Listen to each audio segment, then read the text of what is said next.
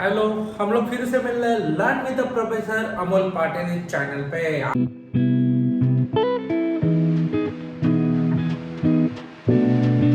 आज हम लोग देखने वाले बेटा फ्रिक्शन। तो अभी मैं आपको बताऊंगा कि फ्रिक्शन एक्चुअली होता क्या है। ठीक है, तो बच्चा लोग देखो, फ्रिक्शन ये दो सरफेस, दो बॉडीज इन कांटेक्ट में आएगी। दो बॉडी एक दूसरे के कांटेक्ट में आएगी। This is the one body, this is another body, contact में आएगी तो क्या हो जाएगा, देखो बेटा, फ्रिक्शन। और ये जो फ्रिक्शन है ना बेटा, फ्रिक्शन अपोज करता है रिलेटिव मोशन को। अपोज करने का काम कौन करेगा बेटा, फ्रिक्शन। ओके, ये रिलेटिव मोशन है, फ्रिक्शन क्या कर रहा है, देखो ये हम लोग ऐसा जाने का प्रयास कर रहे हैं, फ्रिक्शन उसको अपोज करता है। तो फ्रिक्शन समझ में आया बेटा। तो एक बॉडी दूसरे बॉडी के ऊपर क्या करेगी, जबकि उसको मूव करेंगे तो अपोजिट डायरेक्शन में फ्रिक्शन डेवलप होगा। अभी मैं आपको पॉइंट ऑफ व्यू बताता है। Okay, now let's see, this is a ground surface. मान लो this is a ground surface, ठीक है। और इस ग्राउंड सरफेस पे सपोज मैं एक बॉक्स रखता हूँ, एक बॉक्स रख दिया ग्राउंड सरफेस पे जिसका मास m है। इस बॉक्स के ऊपर हम लोग लगाएंगे एक फोर्स, नाम है उसका अप्लाइड फोर्स। बेटा अप्लाइड फोर्स लगाए तो अप्लाइड फोर्स मैंने इधर इस ऑब्जेक्ट को मूव करने के लिए इस डायरेक्शन में ग्राउंड सरफेस के ऊपर लगाया अप्लाइड फोर्स। अप्लाइड फोर्स के अपोजिट डायरेक्शन में एक फोर्स डेवलप होगा और उस फोर्स को ही हम लोग बोलेंगे फ्रिक्शनल फोर्स। क्या बोलने वाले बेटा, फ्रिक्शनल फोर्स। तो friction force always develop between two surfaces in a contact, यानी कि ये वाला अपने बॉडी का सरफेस और ग्राउंड का सरफेस, इन दोनों में एक फोर्स डेवलप होगा। उसको हम लोग कौन सा फोर्स बोलने वाले हैं, बोले बेटा फ्रिक्शनल फोर्स। समझ में आया सबको, फ्रिक्शनल फोर्स क्या होगा, अप्लाइड फोर्स जिस डायरेक्शन में हम लोग लगाते हैं उसके अपोजिट डायरेक्शन में डेवलप होगा एक फोर्स, और उस फोर्स का नाम क्या है बेटा, फ्रिक्शनल फोर्स। सबको समझ में आया होगा। तो अभी देखो, frictional force, this is actually opposing force which come to play one body actually move or even try to move over the surface of another body। यानी कि एक बॉडी, ये ground surface is a one body और ये बक्सा is another body.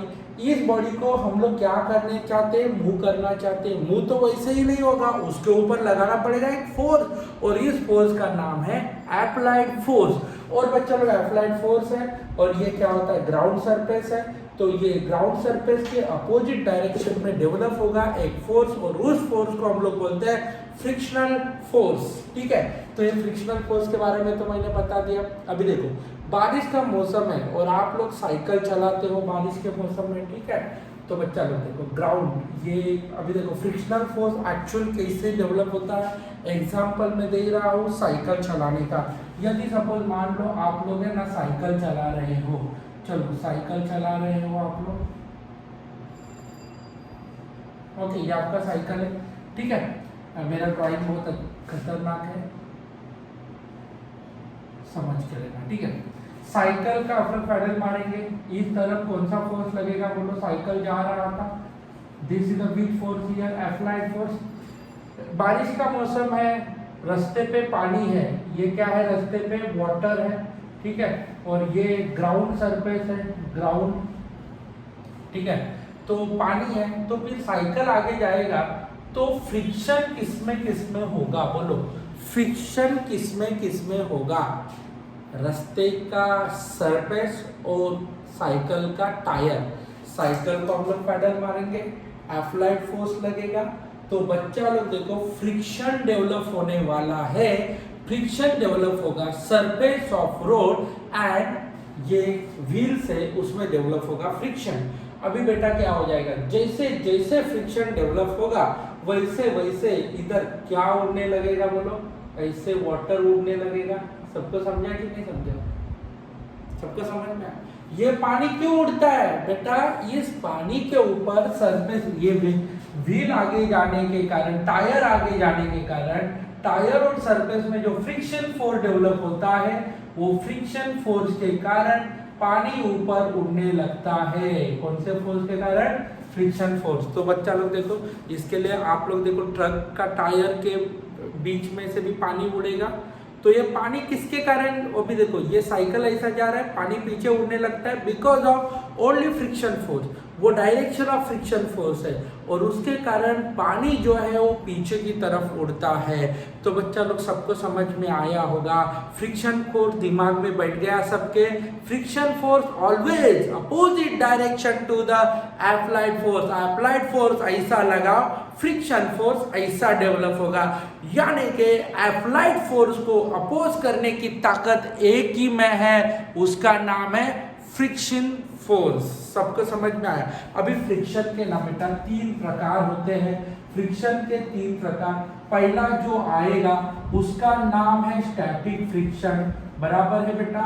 वो दूसरा जो आता है उसका नाम है काइनेटिक फ्रिक्शन, ठीक है, काइनेटिक फ्रिक्शन। और उसके बाद तीसरा आता है, उसको हम लोग बोलते हैं रोलिंग फ्रिक्शन। तो बच्चा लोग आज के क्लास में मैं आपको सिर्फ बताऊंगा स्टैटिक फ्रिक्शन। किसके बारे में बताऊंगा? Static friction. सबको समझ में आया ना? स्टैटिक फ्रिक्शन क्या होता है उसके बारे में बातचीत करेंगे। स्टैटिक फ्रिक्शन क्या होता है वो सबसे पहले समझ के लेते हैं। This is a with surface या ग्राउंड सरफेस, और एक ऑब्जेक्ट है जो रेस्ट पोजीशन पे बैठा है। अभी मैं क्या करूंगा, देखो इसके ऊपर लगाऊंगा एक फोर्स जिसका नाम है अप्लाइड फोर्स। समझ में आया? अभी बच्चा लोग देखो, डेफिनेटली अप्लाइड फोर्स इस डायरेक्शन में है, तो सरफेस ऑफ बॉक्स और सरफेस ऑफ ग्राउंड में जो डेवलप होगा उसका नाम क्या होता है, बोलो बेटा? Frictional force. और ये अप्लाइड फोर्स के अपोजिट डायरेक्शन में डेवलप होता है फ्रिक्शन फोर्स। अभी बच्चा लोग देखो, हम लोग आज है ना स्टैटिक फ्रिक्शन के बारे में बात करने वाले हैं। तो मुझे बताओ, ये फ्रिक्शन फोर्स को नाम क्या देंगे हम लोग? Static friction force. क्यों देंगे? बिकॉज बेटा देखो, ये जो बॉक्स था ना वो रेस्ट पोजीशन पे था, और मैंने उसके ऊपर अप्लाइड फोर्स लगाया, तो अपोजिट डायरेक्शन में एक फ्रिक्शन फोर्स डेवलप होगा, उसको हम लोग नाम बोलते हैं स्टैटिक फ्रिक्शनल फोर्स। सबको समझ में आया? This is a static friction force, FS से डिनोट किया। घर में आपकी एक अलमारी है, कपबोर्ड है, और उसको हम लोग सपोज आपके मम्मी ने बोला चलो आज साफ सफाई करना है, इसको हिलाना है, तो आप 4 दोस्तों को लेके आते हैं। तो इस तरफ क्या करते हैं, देखो हम लोग धक्का मारेंगे, धक्का मारेंगे इसका मतलब अप्लाइड फोर्स लगाएंगे, तो सरफेस ऑफ अलमारी, नीचे का सरफेस और ग्राउंड का सरफेस ऑफ अलमारी, सॉरी ग्राउंड सरफेस और अलमारी का नीचे का सरफेस, इसमें डेवलप होगा एक फोर्स, और उस फोर्स का नाम क्या होता है बेटा? तो स्टैटिक फ्रिक्शन फोर्स। बिकॉज वो अलमारी ऑलरेडी रेस्ट पोजीशन पे रहती है। जो बॉडी रेस्ट पोजीशन पे रहेगी इनिशियल कंडीशन पे, और हम लोग उसके ऊपर फोर्स लगाते हैं, तो उस फोर्स को हम लोग कहलाएंगे, जो फोर्स डेवलप होगा opposite to the applied force के डायरेक्शन में, अप्लाइड फोर्स के अपोजिट डायरेक्शन में जो फोर्स डेवलप होगा उसको हम लोग बोलेंगे स्टैटिक फ्रिक्शनल फोर्स। सबको समझ में आया? अप्लाइड फोर्स इधर अलमारी को खींचो, अप्लाइड फोर्स इधर, तो बच्चा लोग फ्रिक्शनल फोर्स अपोजिट डायरेक्शन में। सबको समझ में आया होगा मुझे लगता है, ठीक है। तो बच्चा लोग देखो, अभी मैं क्या बताता हूँ, mass of object is at, नीचे की डायरेक्शन में लगेगा वेट, वेट कितना रहेगा बोलो बेटा? mg। तो देखो न्यूटन का थर्ड लॉ क्या बोलता है, एक ऑब्जेक्ट सरफेस के ऊपर वेट डालेगा तो सरफेस उसको गिफ्ट में देता है नॉर्मल रिएक्शन, जो जाएगा ऊपर, और इसको हम लोग नाम देंगे नॉर्मल रिएक्शन बेटा। तो बच्चा लोग देखो, ये वेट जाएगा डाउनवर्ड, नॉर्मल रिएक्शन जाएगा अपवर्ड। तो बच्चा लोग मैं क्या बताता हूँ, देखो this is called as normal reaction को हम लोग रिलेट करेंगे वेट के साथ तो क्या आएगा बोलो बेटा, N is equal to mg। इस प्रकार से हम लोग उसको लिखेंगे। N का मतलब होता है नॉर्मल रिएक्शन और mg का मतलब होता है वेट। तो बच्चा लोग देखो, अभी मैं क्या बताता हूँ, friction force is directly proportional to normal reaction. Law of static friction force, law of static friction force हमें क्या बताता है बेटा, एकदम सिंपल, जो अपने को आने वाला जो फ्रिक्शनल फोर्स है वो किसके साथ डायरेक्टली प्रोपोर्शनल रहता है बोलो, नॉर्मल रिएक्शन के साथ डायरेक्टली प्रोपोर्शनल रहेगा। तो हम लोग क्या लिखेंगे बोलो, स्टैटिक फ्रिक्शन फोर्स जो रहेगा वो directly proportional to normal reaction, Fs is directly proportional to n। तो बच्चा लोग देखो, Fs is equal to mu s into n। Mu S is equal to coefficient of static friction, coefficient of which friction here, static friction, यानी कि static friction का coefficient है। तो सबको समझ में आया होगा, Fs is directly proportional to normal reaction. जितना वेट ज्यादा, जितना वेट ज्यादा उतना नॉर्मल रिएक्शन ज्यादा, उतना कोई स्टैटिक फ्रिक्शन ज्यादा रहेगा। सबको समझा ना, उतना फ्रिक्शन ज्यादा रहेगा। कहने का मतलब सबको समझा। मैंने क्या बोला है, देखो इधर क्या लिखा है, जितना वेट ज्यादा उतना नॉर्मल रिएक्शन ज्यादा, उतना फ्रिक्शनल फोर्स ज्यादा। तो सबको समझ में आया? अरे हाँ या ना, हाँ बोलो, नहीं बोलो, कुछ प्रॉब्लम नहीं बेटा, सबको समझ में आया होगा। Fs okay, Fs is equal to mu s into n, इसको हम लोग बोलते हैं स्टैटिक फ्रिक्शन फोर्स का कॉन्सेप्ट। तो सबको समझ में आया होगा। तो mu S is equal to Fs upon क्या लिखेंगे, n। और बच्चा लोग n का मतलब क्या होता है, mg। तो इस प्रकार से हम लोग लिख सकते हैं स्टैटिक फ्रिक्शन फोर्स। बच्चा लोग शॉर्ट में बताता हूं, ये देखो म्यू एस नंबर 1 पॉइंट एकदम important, okay, mu s depends upon nature of surface और okay material, nature of surface और material of surface, nature of surface और मटेरियल ऑफ सरफेस, ये मैंने लिखा है। इधर क्या होता है बोलो, म्यू एस डिपेंड्स अपॉन, बेटा एकदम सिंपल है, mu s depends upon nature of surface और मटेरियल ऑफ सरफेस। बच्चा लोग ये एकदम इंपॉर्टेंट है, एकदम ध्यान में रखना, दिमाग में बिठा के रखना। ये म्यूअस है ना, बहुत नाटक वाला पार्ट है। म्यूअस डिपेंड्स करता है नेचर ऑफ सरफेस पे, यानी कि सरफेस स्मूथ है या रफ है, उसके ऊपर म्यूएस डिपेंड्स करेगा। और सबसे सेकेंड पॉइंट बेटा, mu s is does not depends upon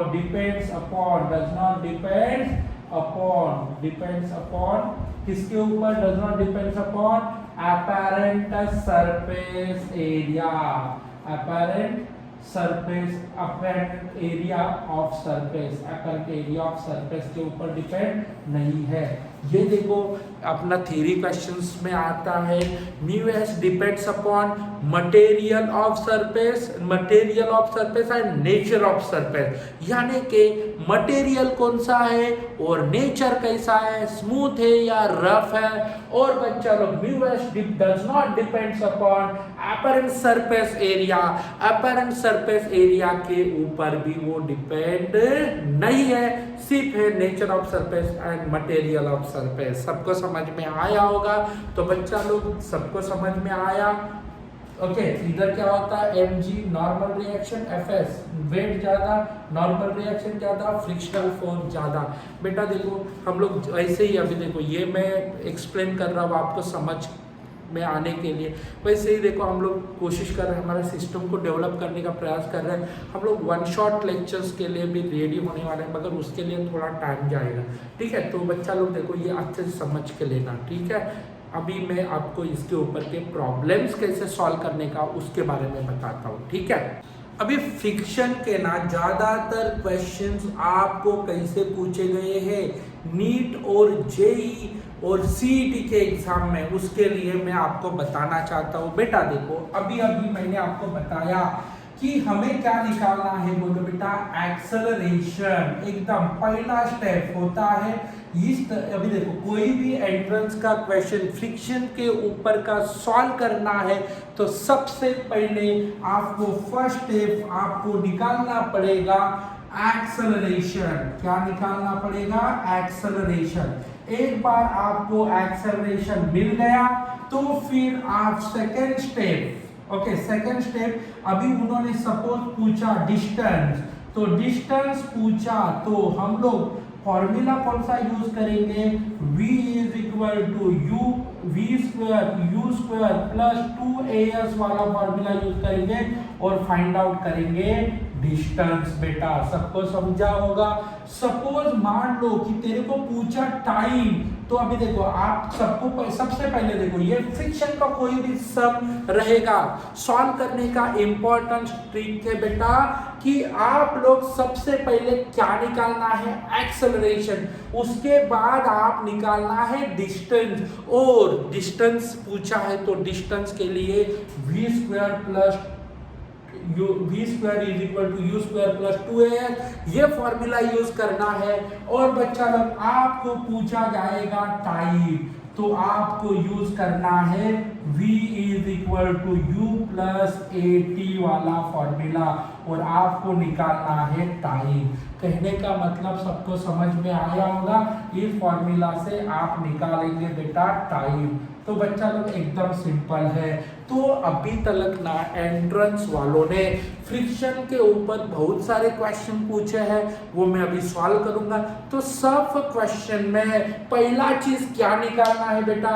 acceleration. दूसरा चीज आपको सपोज मान लो उन्होंने पूछा है एक्सेलरेशन पूछा है तो डायरेक्ट निकाल सकते हैं, मैं फॉर्मूला दूंगा।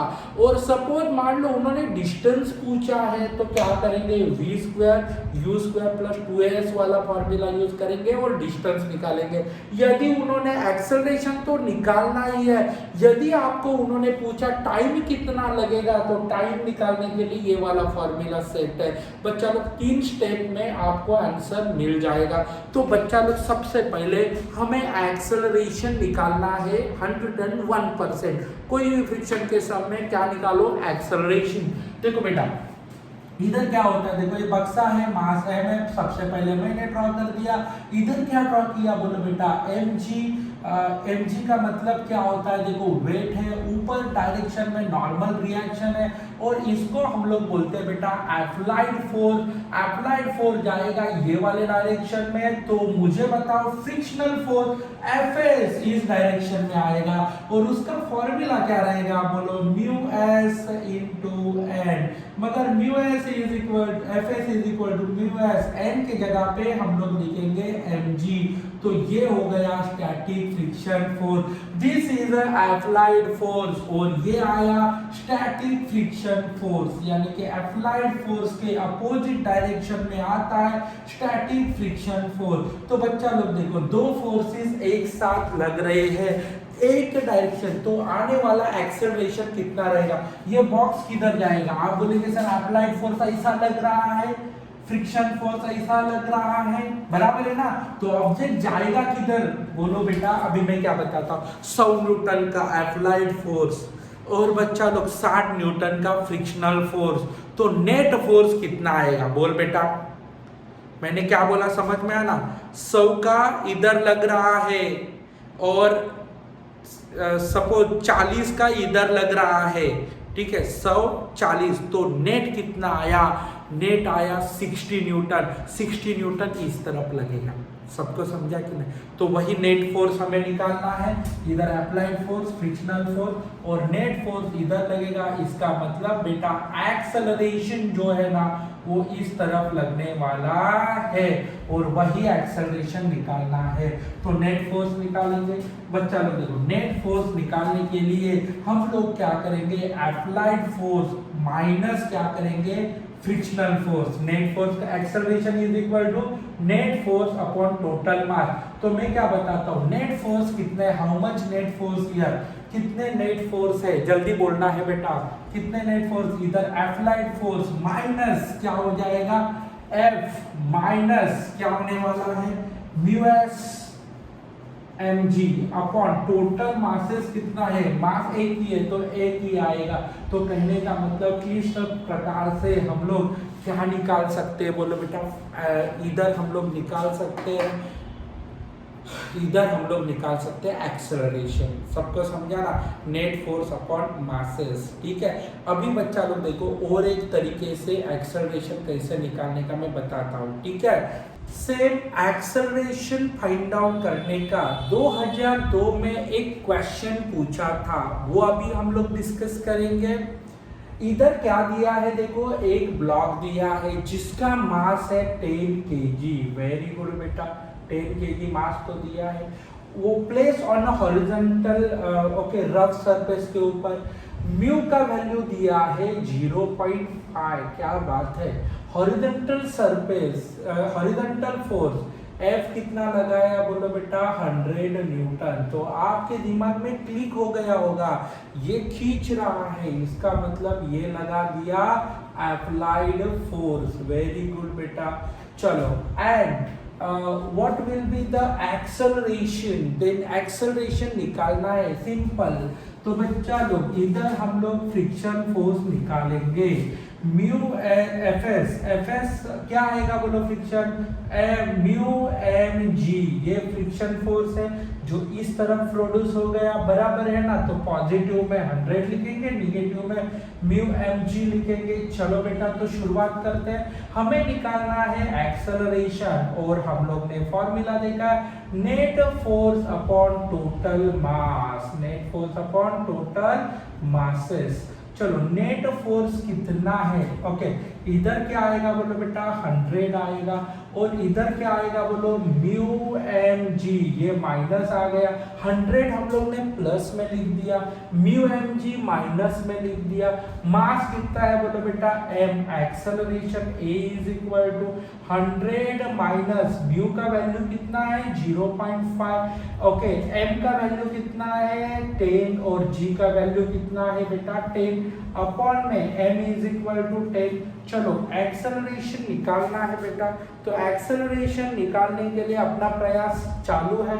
इधर क्या होता है, 100 है, माइनस क्या लिखा, बोलो 5, और इधर 50 अपॉन क्या आया, बोलो 10। तो बच्चा लोग 50 upon 10 is equal to 5 metre per second square. तो ऑप्शन कौन सा आएगा, बोलो बेटा 5 मीटर पर सेकेंड, ओके। तो बच्चा लोग बी ऑप्शन आ गया। इस प्रकार से हमें फाइंड आउट, नेट फोर्स में गड़बड़ी नहीं किया ना तो आपका काम बन जाएगा। चलो बेटा, तो इसको भी आप लोग देख सकते हैं, ओके। और एक उसी टाइप का सम हम लोग देखने वाले हैं। 2014 में स्टैटिक फ्रिक्शन के ऊपर एक क्वेश्चन पूछा गया था, वो क्वेश्चन आज हम लोग सॉल्व करने वाले हैं, ठीक है। तो system of 3 masses m1 m2 m3, okay, m2 and m3 जो मासेस है ना वो रफ सरफेस पे दिख रहा है आपको। तो m2 and m3 masses on a rough surface, यानी कि उसमें फ्रिक्शन होने की चांसेस है, क्योंकि फ्रिक्शन तभी होता है जब दो सरफेसेस कांटेक्ट में होते हैं। तो सब में वो बोलना क्या चाहते हैं, m2 and m3 are in a okay on a rough horizontal surface, ठीक है। और उन्होंने क्या बोला, mu is the coefficient of friction, यानी कि वो स्टैटिक फ्रिक्शन बिकॉज ऑलरेडी वो रेस्ट पे रहेगा। Acceleration of mass m1 will be, तो पूरे सिस्टम को कितना एक्सेलरेशन आएगा, m1 को एक्सेलरेशन आएगा, इसका मतलब वो m1 पूरे सिस्टम को एक्सेलरेशन देने वाला है। चलो बेटा, तो मैं क्या बताता हूँ, देखो इधर वही डायग्राम थोड़ा सा मैं इधर ड्रॉ करता हूँ ताकि आपको समझे, ठीक है। अपने पास मासेस है, सॉरी, इधर मास, अपने पास का मास कौन सा है, बोलो m2 है, और इधर एक मास है m3, और इधर जो मास आएगा वो मास है, मास कितना आने वाला है, बोलो m1। तो मुझे बताओ, इधर एक फोर्स लगेगा, अभी देखो फ्रिक्शन किसमें होगा, M2 एंड M3 के बीचों बीच ही फ्रिक्शन होगा, M1 में फ्रिक्शन होगा नहीं। तो बच्चा लोग इधर आने वाला स्टैटिक फ्रिक्शन फोर्स कितना आएगा, Fs2 कितना आएगा बोलो, स्टैटिक फ्रिक्शन फोर्स जो म्यू क्या लिखेंगे हम लोग, म्यू M2G। ऑलरेडी हम लोग ने देखा स्टैटिक फ्रिक्शन फोर्स कैसे निकालते हैं। और इधर का फ्रिक्शन ये देखो, ये कनेक्टेड है, ये बॉडी मूव होगा। तो पहले क्या होता है देखो, इस सिस्टम के ऊपर लगता है अप्लाइड फोर्स, ये वेट इज इक्वल टू कौन सा फोर्स लगेगा, अप्लाइड फोर्स, जो W is equal to N1G रहेगा। और इधर जो फ्रिक्शन फोर्स आएगा Fs3 is equal to mu M3G। तो बच्चा लोग देखो इधर है ना, दो फ्रिक्शनल फोर्स लगे हैं। दो फ्रिक्शन फोर्स कैसे लगे देखो, एक फ्रिक्शन फोर्स इधर Fs2 और Fs3 और ये अप्लाइड फोर्स है। इस डायग्राम को मैं स्ट्रेट करता हूँ। अभी देखो ये डायग्राम को मैं क्या करूँगा, स्ट्रेट करूँगा। इधर क्या हो जाएगा देखो, इधर आएगा M2 आएगा, इधर आएगा M3 बराबर, और इधर मैंने क्या ले लिया बोलो, स्ट्रेट लग दिया सॉल्व करने के लिए M1 के ऊपर इधर लगेगा अप्लाइड फोर्स, स्ट्रेट किया मैंने डायग्राम को सॉल्व करने के पर्पस के लिए। इधर क्या लिखा, M1G लगा, इधर क्या लगा है बोलो, म्यू M2G, और इधर भी क्या लगा है, static friction force surface, horizontal surface, और बॉक्स 3 में म्यू M3G। तो बच्चा लोग देखो मुझे एक्सेलरेशन निकालना है, तो एक्सेलरेशन, जो एक्सेलरेशन इसको आएगा वही एक्सेलरेशन पूरे सिस्टम को आएगा। तो acceleration A is equal to क्या लिखेंगे, net force. Acceleration A is equal to क्या लिखना है बेटा, नेट फोर्स अपॉन क्या लिखेंगे, net force upon total masses. चलो नेट फोर्स कितना आएगा, इधर अप्लाइड फोर्स कितना लग रहा है, M1G जो प्लस लगा। उल्टे डायरेक्शन में कौन कौन लग रहा है देखो, म्यू माइनस म्यू M2G। इधर क्या होता है देखो, minus M3G upon total masses M1 plus M2 plus M3। तो सबको समझ में आया टोटल मासेस क्या है, M1 plus M2 plus M3, ऐसे टोटल मासेस है। अभी तीनों भी मासेस सेम है, ऐसा उन्होंने इस सब में लिखा है। क्या लिखा है बोलो, इधर M1 nearly is equal to M2 nearly is equal to M3 is equal to M। तो बच्चा लोग देखो तीनों भी मासेस सेम है, तो हम लोग क्या करेंगे देखो, इधर Mg okay, mu Mg okay, और इधर म्यू Mg अपॉन में क्या लिखेंगे बोलो, क्या लिखेंगे बेटा, एकदम सिंपल पॉइंट है, M प्लस क्या लिखना है, M प्लस M। तो एक्सेलरेशन इज इक्वल टू, हमें एक्सेलरेशन निकालना A। तो बच्चा लोग देखो इधर क्या आएगा, Mg अकेला है, और इधर क्या होने वाला है देखो, इधर म्यू और म्यू, इधर माइनस माइनस, तो माइनस माइनस क्या हो जाएगा 2 आएगा म्यू Mg अपॉन में क्या लिखेंगे बोलो 3M। तो बच्चा लोग कॉमन निकालना पड़ेगा, कॉमन किसको निकालेंगे, Mg को कॉमन निकालेंगे, बचा कौन, -2। इधर क्या आएगा बोलो, 2 क्या आने वाला है जल्दी बोलो, म्यू आएगा अपॉन में क्या लिखा 3M, get cancel, A is equal to G 1 minus 2 mu upon क्या लिखा 3। तो बच्चा लोग ऑप्शन में ये दिख रहा है, क्या दिख रहा है सर, सी वाला ऑप्शन। इस प्रकार से बेटा हम लोग ने फाइंड आउट किया इधर एक्सेलरेशन, जो एक्सेलरेशन M1 पे था वही एक्सेलरेशन अपने पास है। तो कहने का मतलब क्या है देखो, टोटल सिस्टम के ऊपर लगने वाला एक्सेलरेशन क्या रहेगा, ये mu A is equal to mu G1 minus 2 mu upon 3। तो कहने का मतलब एकदम साफ साफ है बेटा, ये फॉर्मूला चेंज नहीं होगा, नेट फोर्स निकालने के लिए यही फॉर्मूला आपको यूज हो जाएगा। चलो तो अभी ये 2014 के बाद और एक हम लोग सम देखेंगे। अभी हम लोग के पास दो मासेस है, दो मासेस कनेक्ट किए हैं M1 and M2 with string के साथ कनेक्ट किया है बेटा। और बच्चा लोग हमें निकालना है अप्लाइड फोर्स इस डायरेक्शन में, पहले रेस्ट था तो बच्चा लोग देखो एप्लाइड फोर्स ये डायरेक्शन में लग रहा है, तो मैं क्या बताऊंगा, सबसे पहले मुझे निकालना है इस सिस्टम का एक्सेलरेशन, और एक्सेलरेशन ये डायरेक्शन में रहेगा। तो मैं क्या बताता हूँ, देखो नीचे की डायरेक्शन में जा रहा है m1g और ऊपर जा रहा है n1 नॉर्मल रिएक्शन, नीचे के डायरेक्शन में जा रहा है m2g और ऊपर के डायरेक्शन में नॉर्मल रिएक्शन आ रहा है n2। और बच्चा लोग इधर क्या आएगा, mu S is equal to क्या आने वाला है, mu S into N, n1 is equal to mu S, n1 क्या आएगा इधर m म्यू एस m1g इधर fs1, और इधर क्या होता है फ्रिक्शन फोर्स डेवलप होगा दूसरा, इधर fs1 डेवलप होगा, इधर fs2 क्या होने वाला है, fs2 एकदम mu S is equal to इधर क्या आने वाला है n2, तो fs2 is equal to mu S m2g। तो कहने का मतलब इस डायरेक्शन में दो फोर्सेस लग रहे हैं। तो मुझे बताओ अकेला जाने वाला इस तरफ का एक ही फोर्स नाम है अप्लाइड फोर्स, और इधर दो फ्रिक्शनल फोर्स जा रहे हैं, नंबर 1 ये, नंबर 2 ये, तो ये हो जाएंगे अप्लाइड फोर्स में से माइनर। तो एक्सेलरेशन निकालने के लिए formula net force upon total mass, तो नेट फोर्स कितना लगेगा, एक ही बेचारा अप्लाइड फोर्स है तो इसको F लिखेंगे। इस डायरेक्शन में आ रहा है, क्या आ रहा है बोलो, म्यू एस m1g, क्या आ रहा है म्यू एस m1g, और दूसरा क्या आ रहा है बोलो, इसी डायरेक्शन में कौन आ रहा है, म्यू एस m2g, और नीचे लिखेंगे टोटल मासेस, दो मासेस m1 और m2, तो आएगा m1 प्लस m2। इस प्रकार से हम लोग निकालेंगे बेटा एक्सेलरेशन, चाहे वो दो मासेस कनेक्टेड हो तो भी दो मासेस रहेगा तो हम लोग के दो फ्रिक्शनल फोर्स डेवलप होंगे, तीन मासेस रहेगा तो तीन फ्रिक्शनल फोर्स डेवलप होंगे, मगर एक्सेलरेशन निकालने का तरीका सेम ही है। ठीक है, सबको समझा, फ्रिक्शनल फोर्स एक्सेलरेशन के रिलेटेड कैसे हम लोग निकाल सकते हैं, स्टैटिक फ्रिक्शन के सम अभी हम लोग को देखने हैं। थोड़ा समय ना मैंने ऑलरेडी डिस्कशन में पार्ट लिया था, इधर उन्होंने क्या बोला है देखो, conveyor belt moving at a constant speed कितना दिया है बोलो, 2 मीटर पर सेकेंड, यानी कि जो बेल्ट है ना कन्वेयर बेल्ट है, यानी कि आप लोग है ना आटा के चक्की में जाते हो तो देखो कन्वेयर बेल्ट घूमते रहता है, बराबर है ना।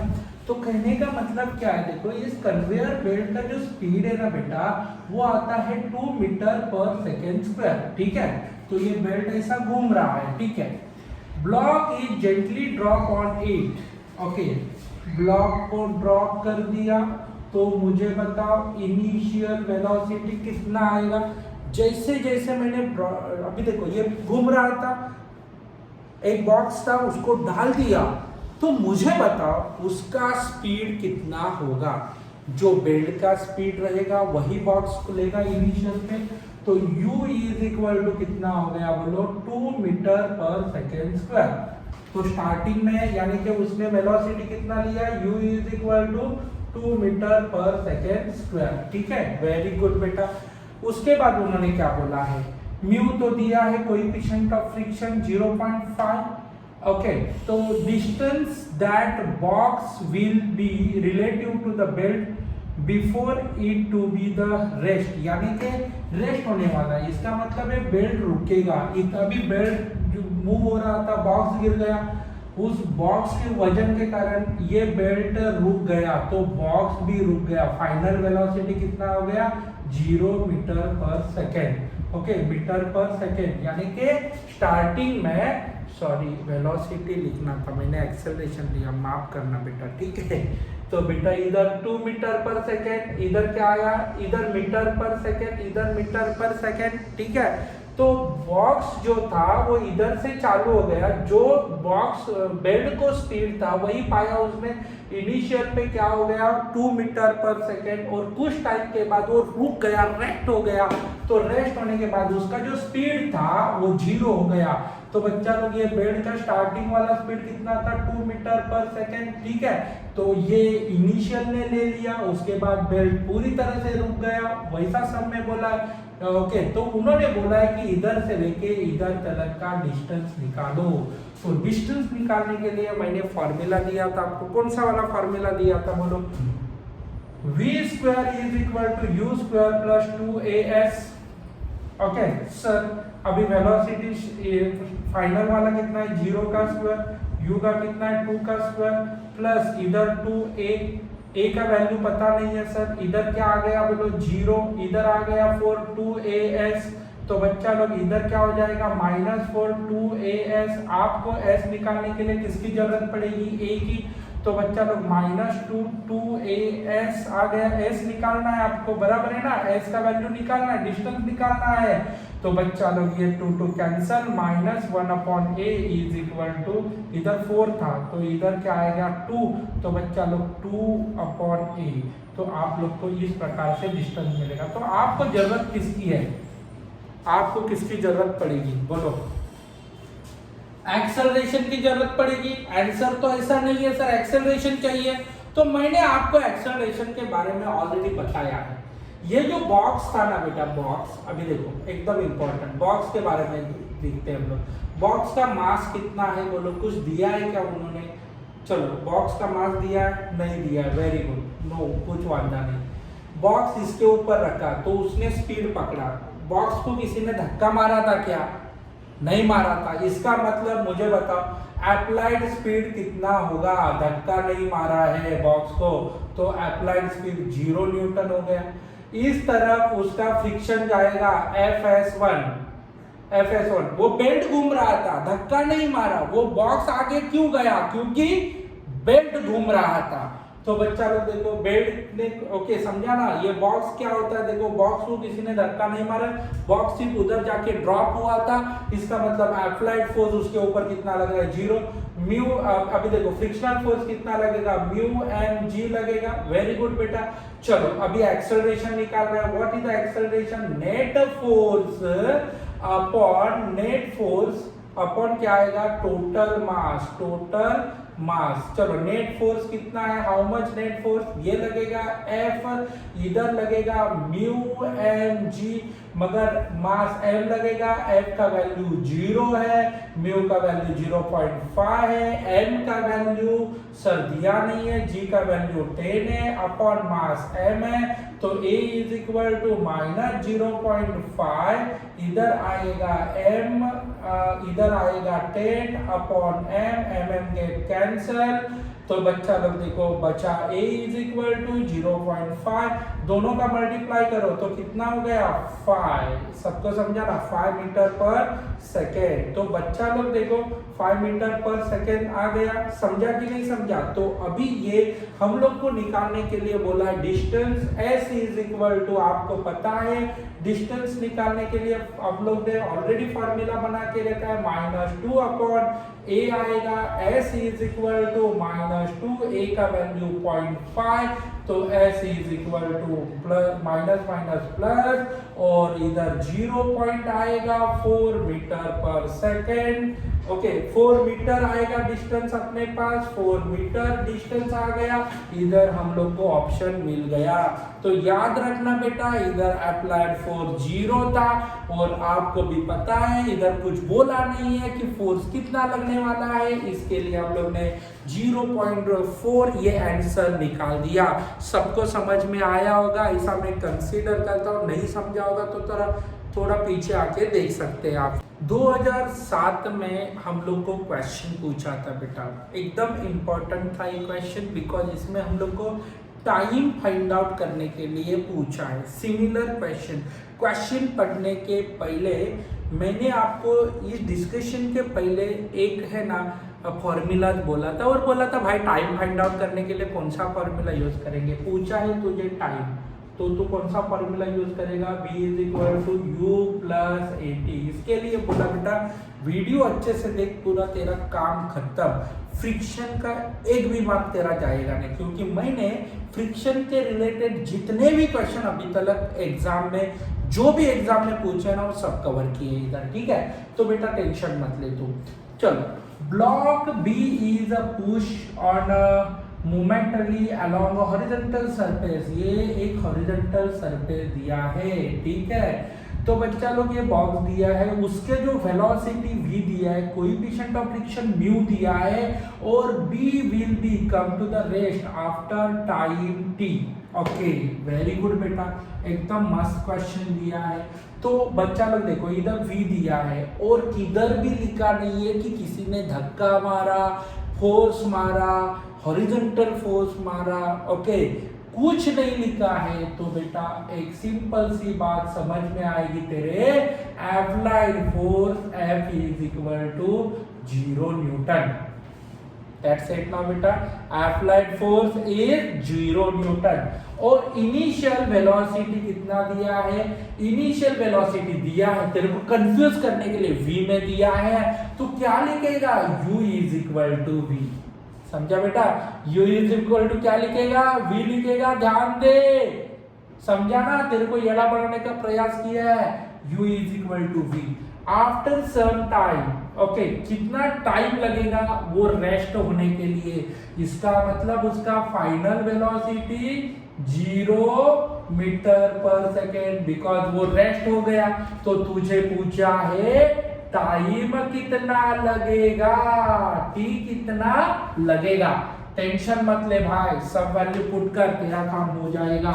चल, सबसे पहले u is equal to v, ठीक है?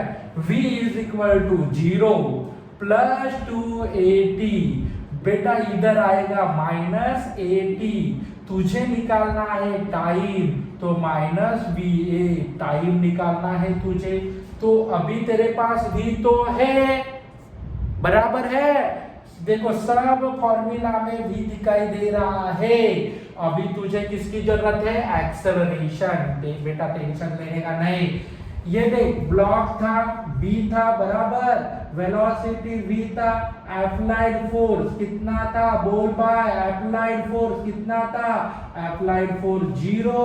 इधर म्यू जनरेट होगा, कोएफिशिएंट ऑफ फ्रिक्शन, तो Fs इज इक्वल टू क्या आएगा? म्यू mg आएगा, बराबर।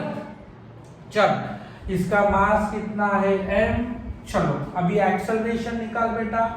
नेट फोर्स अपॉन टोटल मास। नेट फोर्स कितना? टोटल मास आएगा।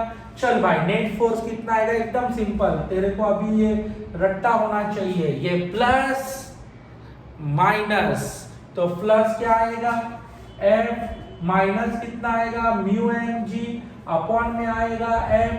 चल बेटा, f का वैल्यू कितना है? 0। म्यू आएगा, mg आएगा, अपॉन में m आएगा, mm get cancel, a is equal to mu g। Okay, तो बच्चा लोग अभी तुझे तो निकालने के लिए बोला था बेटा टाइम, तो टाइम का फॉर्मूला क्या है? माइनस v अपॉन a का वैल्यू तेरे पास है, पुट कर दे minus v minus mu upon g minus minus plus v upon mu g। ये आ गया तेरा टाइम, तो v is equal to mu g, option number D. तो बेटा देख, मैंने आप तेरे को ना सबसे पहले एक्सेलरेशन कैसे फाइंड आउट करने के लिए बोला था, चल बराबर है। उसके बाद मैं तेरे को क्या बोला था, चल नेट फोर्स दिया रहेगा तो भी एक्सेलरेशन कैसे निकालते वो भी बताया। मैंने तेरे को ये भी बताया डिस्टेंस कैसे निकालते हैं, कौन से फॉर्मूला यूज करते हैं। मैंने ये भी तेरे को बोला टाइम कैसे निकालते हैं। तो बच्चा लोग देख, कौन सा भी पेपर देख, कौन सा भी पेपर ओपन कर, और बेटा इसके बाहर का ना, ये 4 क्वेश्चन के बाहर का फ्रिक्शन का ना पूछ ही नहीं सकता, क्योंकि सबका हम लोग सब वैल्यूज निकाल दिए है। तो बेटा देख, एकदम अच्छे से पढ़ना, तेरे को पढ़ना ही पड़ेगा बेटा, क्योंकि क्या है देख, हम लोग इतना मेहनत करके आपके लिए सब करते हैं, तो उसका रिजल्ट आप लोग देखो ये वीडियो, आपको डेफिनेटली फायदा होगा।